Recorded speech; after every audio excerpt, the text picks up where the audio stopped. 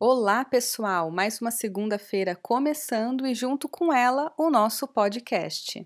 Hoje a gente vai comentar a reflexão de sábado, que foi, obviamente, sobre a Páscoa, mas a gente vai trazer um olhar e ensinamentos que essa passagem nos traz para as nossas famílias.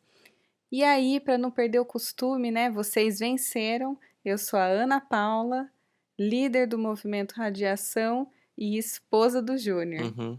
E eu sou o Júnior, pastor e líder do Movimento Radiação, e esse é o podcast da segunda-feira.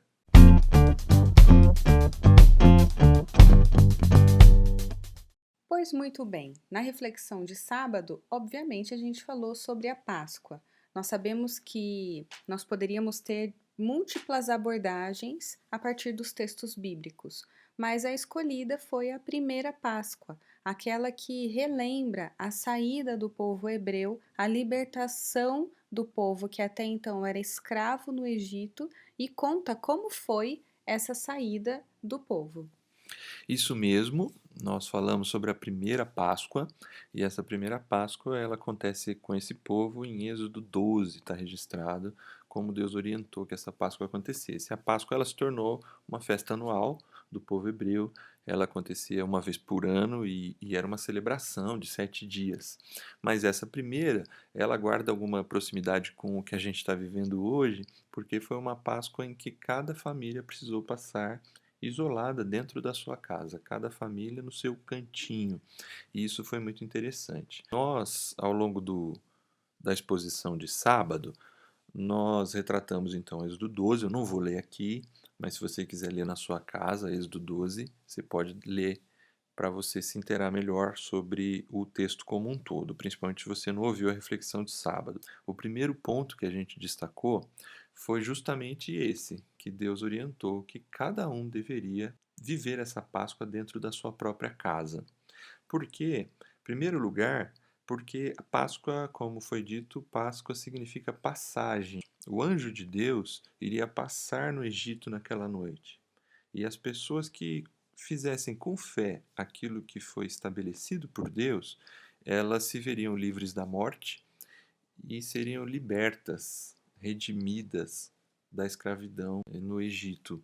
Por isso que faz bastante sentido a proposta de Deus de cada um na sua casa, porque isso revela e representa que cada líder de família, esposo e esposa, precisavam ser responsáveis pela sua família naquele momento. E essa família iria tomar uma decisão de fé, porque eles ainda eram os escravos, eles ainda estavam no Egito, mas eles iriam celebrar a passagem da escravidão para a liberdade. Nesse momento, eles têm que tomar uma decisão de fé. Então, a gente aplicou nessa linha que a família, ela estar em casa nesse momento também é um aspecto de que agora a gente está com esse olhar mais próximo um do outro, entendendo a nossa responsabilidade com o rumo das coisas dentro da casa. Era uma urgência naquele momento, né? A Bíblia fala para eles fazerem rapidamente aquilo. Esse é o segundo ponto até que a gente vai falar daqui a Mas pouco. segura aí, Exatamente. porque tem uma coisa que é muito própria do nosso tempo hoje, né?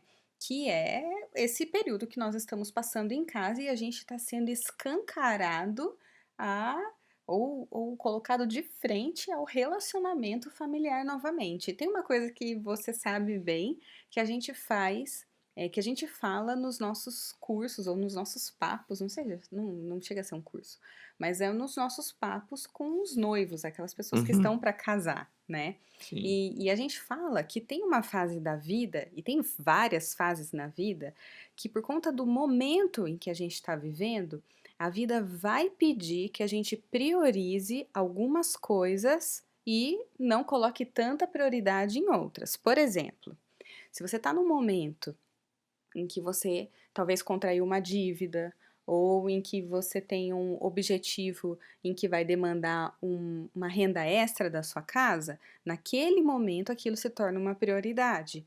Ou seja, você vai ter que se dedicar um pouco mais tempo no trabalho, fazer horas extras, ou você vai talvez encontrar uma segunda fonte de renda, um outro Se trabalho. tem um filho doente, toda a dedicação Vai ser para o filho vai ser para naquele esse filho. momento, né? E a gente fala muito disso, da da prioridade, né. Qual é a circunstância que aquele momento, qual é a prioridade que aquele momento determina por conta da circunstância. Mas, apesar de existir prioridades, existem coisas que são essenciais, e aí tem uma diferença tênue entre elas, mas é uma diferença importante. Por quê? Tem coisas que, apesar da prioridade, existem coisas que são essenciais para a manutenção de qualquer relacionamento. Essas coisas essenciais, elas são fundamentais, ou seja, mesmo no momento em que você está priorizando Outra outra coisa, coisa, elas não podem sair de cena. E como é que a gente identifica quais são coisas essenciais? Através de uma pergunta, certo? certo? E a pergunta é: isso pode ser feito por outra pessoa? Quando a gente faz essa pergunta, a gente identifica melhor o que é essencial para um relacionamento. Carinho no outro, dá para terceirizar? De jeito nenhum, Não, não deveria dar, mas não deve nunca, né? nunca. Então, isso é essencial. Fazer os filhos obedecer, né? Quem dá ordem para os filhos, quem põe os filhos Direcionar.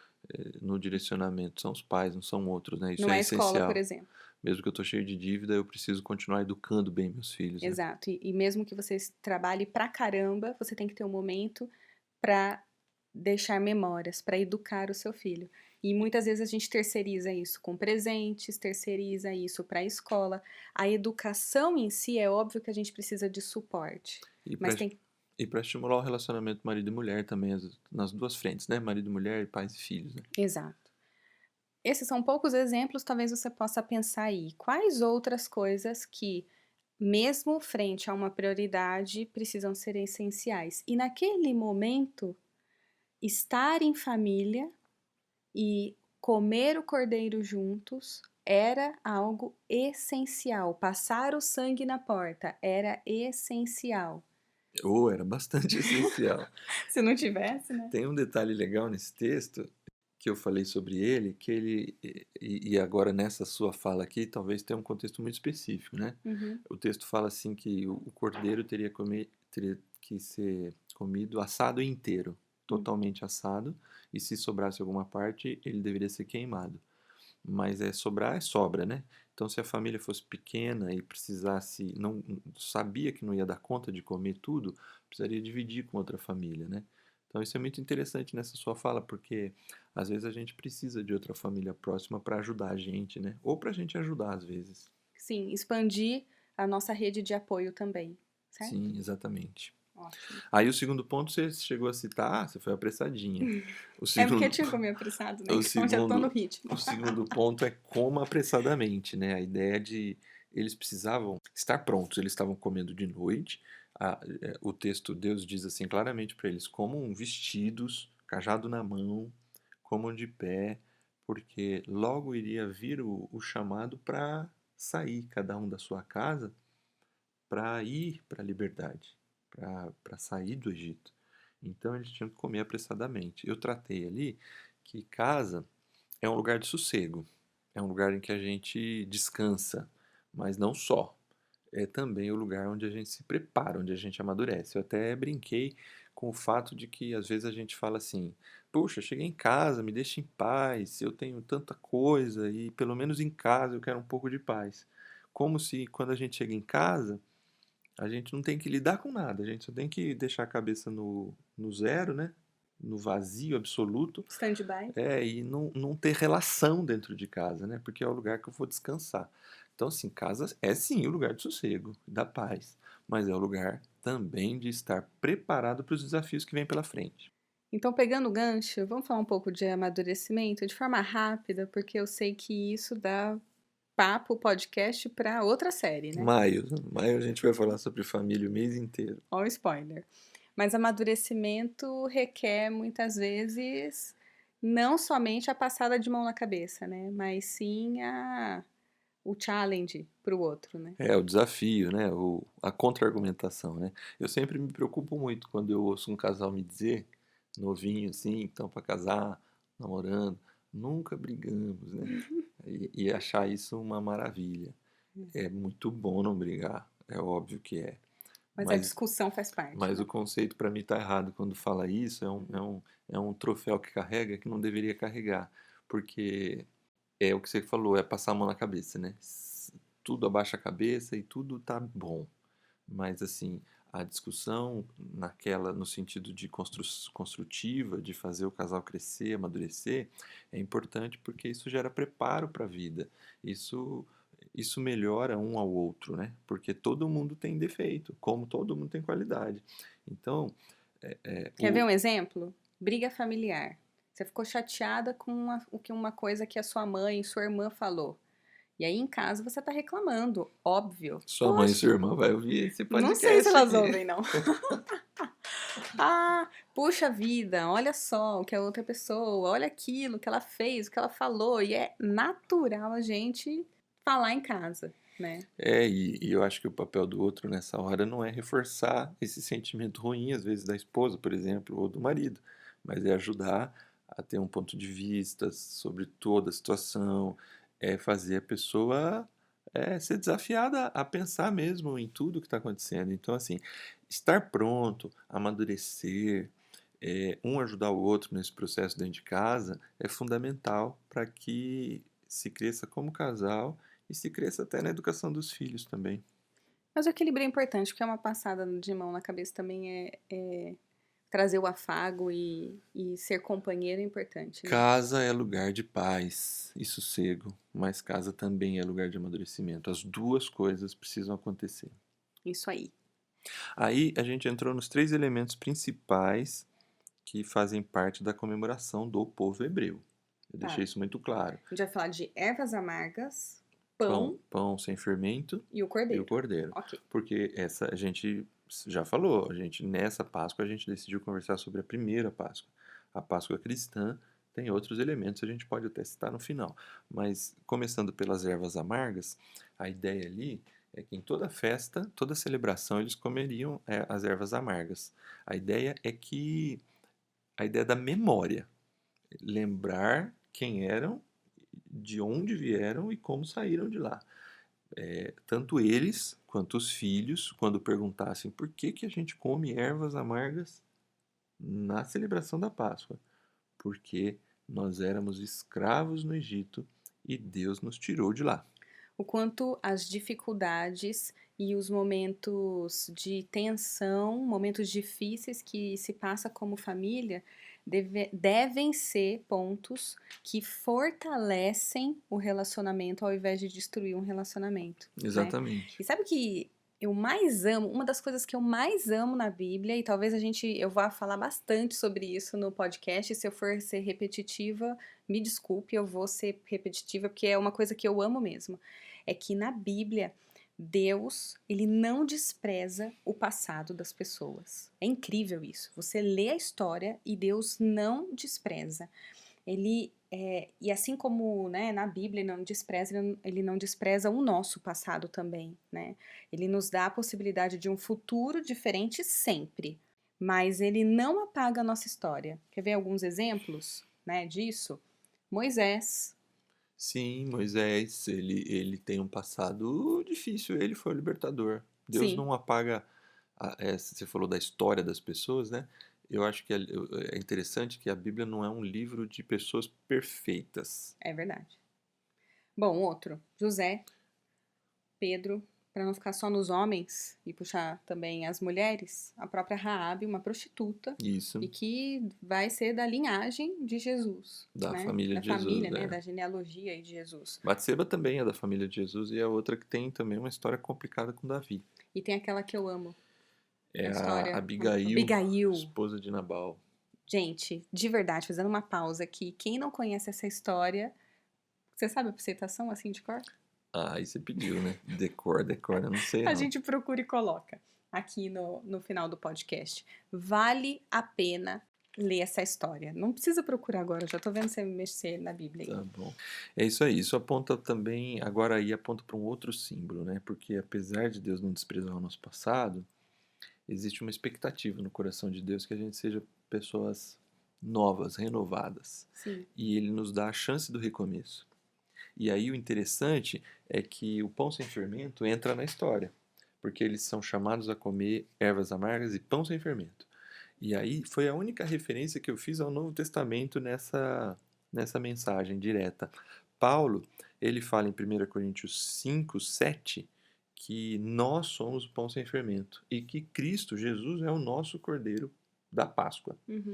Então, do Cordeiro a gente fala daqui a pouco, mas lá Paulo está dizendo assim: nós somos o pão sem fermento. E o pão sem fermento é o pão sem mistura, é algo que não leveda, que não contamina a massa. E aí ele diz assim: nós somos esse pão. A ideia ali de que é possível recomeçar de uma forma diferente. É uma chance de deixar para trás algumas coisas que levedavam, contaminavam a gente como massa. E Paulo fala assim que a gente tem que ser uma massa simples, uma massa nova, uma massa pura. Então nós somos convidados a viver uma nova vida, a ter um novo começo. É isso aí. E apesar dos desvios, né, que a gente faz ao longo da nossa vida, muitas vezes, sempre é possível acertar o caminho e voltar e ter um reencontro com Deus. E apesar de não apagar a nossa história, Jesus sempre aponta para frente, né? Ou seja, não é um olhar. E quando a gente olha para trás, não é para ter um olhar para ficar preso no passado, oh, como era, oh, né? E aquela coisa da pessoa que não se desvincula do passado, fica preso nele, mas é para trazer esperança de um futuro. E gratidão, né? Gratidão porque a gente venceu, porque a gente passou por aquilo e superou. Isso aí, mais uma vez, né, para a família. Nós sempre teremos momentos em que nós teremos dificuldades, em que a gente vai passar por caminhos de conflito, de situações em que a família vai precisar ter resiliência, mas que isso não seja ponto para olhar para trás e ficar preso ou parar naquele momento, né? Se desvincular como família, mas sim aquilo que vai fortalecer e num momento lá na frente vai olhar e ter esperança, conseguir ver Deus em tudo isso. Isso aí, se teve algo muito marcante aí que aprende você no passado, talvez está na hora de virar a chave e seguir em frente, perdoar, achar um ponto de recomeço Isso aí. e caminhar. O último ponto foi o cordeiro, né? A alimentação tinha ervas amargas, pão sem fermento e o cordeiro. O cordeiro é o cordeiro da Páscoa. E eu já disse que Jesus é esse cordeiro da Páscoa, né? Esse cordeiro, ele aponta para o futuro. Eu disse que as ervas amargas apontam para o passado, lembra de onde viemos. O pão sem fermento aponta para o presente, quem somos ou quem devemos ser a partir dessa libertação. E o cordeiro aponta para o futuro porque é a esperança final da libertação. E ela está baseada no sangue do cordeiro passada nas batentes da porta, né? Então, o cordeiro traz essa lembrança ou essa esperança de que o futuro é libertador, é redentor, é uma nova vida, é uma nova terra, é uma nova. E é interessante isso, e eu termino aqui, né? Deus chama o povo para celebrar com ele no deserto. É a ideia de que ao receber o cordeiro, a gente entra numa celebração com Deus. Que aí lembra também o podcast da semana passada, né? O filho mais novo e o filho mais velho sendo chamados para a festa com o pai. De novo, aqui a gente está diante de uma festa. Deus é um Deus de festa. A festa do Cordeiro que libertou o povo. E lembrando que ao receber, né, e ir para a celebração com Deus, não significa que aquele povo não teria novos desafios. Pelo contrário, 40 anos no deserto, muitos deles olharam para trás e falaram: Poxa, mas no Egito a gente era escravo, mas tinha um monte de coisa que aqui no deserto a gente não tem. Então, a vida com Deus não é a garantia de uma vida de bens, uma vida em que você vai olhar só com prosperidade, mas é a certeza de que você vai ter alguém ao seu lado. É a lembrança de uma vida de parceria, uma vida com Deus. Isso aí. E aí, para a gente terminar então, pessoal, como sempre, a gente olha para o tripé da nossa missão, que é refletir, experimentar e expressar o amor e a graça de Deus. E para a reflexão hoje, nós trazemos algo que a gente falou no início, sobre prioridades e coisas essenciais para a família. E você já parou para pensar o que é que tem sido prioridade hoje para você, mas que está atrapalhando o que precisa ser essencial? Excelente reflexão.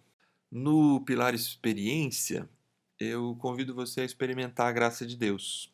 Por que que eu falo isso? Porque a lei, ela é dada logo depois, quando o povo sai do... Leia os 10 mandamentos, né? Isso, os 10 mandamentos, a famosa duas tábuas da lei, elas são dadas logo depois que eles saem do Egito. E a gente tem uma noção, às vezes, quem conhece a Bíblia, às vezes, olha assim, que o Antigo Testamento é o tempo da lei e o Novo Testamento é o tempo da graça. Mas eu queria dizer para você que a Bíblia toda é o tempo da graça, porque essa lei é dada Depois da libertação. depois da libertação. Deus não fala assim, olha, eu só vou libertar vocês se vocês fizerem isso, isso e isso. A única condição para a libertação é o Cordeiro. Uhum, mais uma vez. A única condição para a redenção é Jesus Cristo. Portanto, a gente pode descansar na graça de Deus. E aí, então, a gente já entra na expressão, no pilar da expressão. Você e sua família já tomaram a decisão de aceitar o sacrifício de Jesus na cruz? Vocês já expressaram para Deus que Ele é o Salvador da vida de vocês? Se essa, eu amo falar isso também, se essa é a primeira vez que você está tomando essa decisão e é uma decisão de vida, deixa a gente saber, deixa a gente compartilhar da sua alegria e para a gente, acredite, como o Júnior mesmo disse, né? O batismo, ele é a maneira, né? Ele é o ritual de passagem, né? Em que você deixa a velha vida e renasce para uma nova vida. Mas antes disso, você toma essa decisão no seu coração, a decisão de aceitar Jesus Cristo como o Salvador da sua vida. Se é a primeira vez que você está fazendo isso, de aceitar Jesus, por favor, compartilhe com a gente, que vai ser um privilégio participar desse momento tão memorável aí da sua vida. Essa é sempre uma decisão individual, mas como o nosso podcast hoje trata de família, é óbvio que é sempre importante que isso seja compartilhado com a família, e quando a família tem essa compreensão, é um novo passo, é um novo recomeço, muitas vezes, para uma casa, para um casal, para os filhos. Muito legal isso. Expresse dessa forma também, é muito interessante. Muito bem, pessoal, a gente fica por aqui. E no mais, que você tenha uma excelente semana ao lado dos seus queridos e que essa nova esperança que Jesus nos deu através da sua morte e ressurreição, ela seja viva e faça a diferença na sua vida. Até quarta-feira. E já que a gente prometeu, eu achei aqui. A história de Abigail e Nabal está no primeiro livro de Samuel, capítulo 25. Tchau, pessoal.